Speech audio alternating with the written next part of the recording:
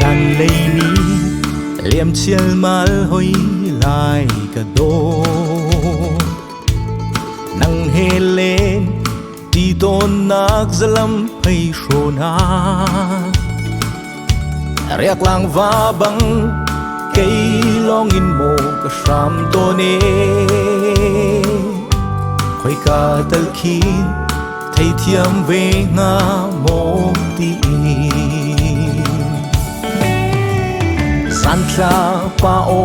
vung chim lo cây đốt mi kha nang zun ngai in khi he cốp nei lâu in rung vai than hồi lại li le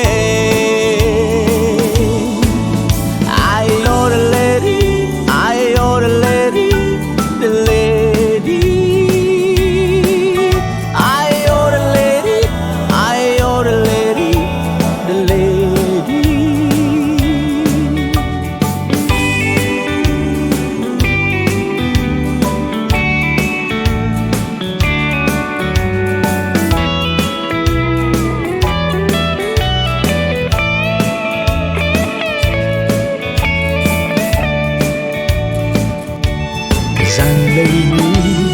liềm chiel mal hoi lại cả đô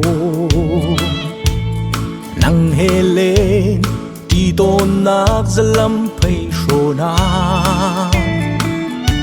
riak lang va bang cây long in mo ka sham to ne khoi ka tal khin thei thiam ve nga mo ti gian tla pa o vung chim lo cây đốt mi kha nang zun ngai in khi he cốp nei lâu in rung vai than hồi lại li le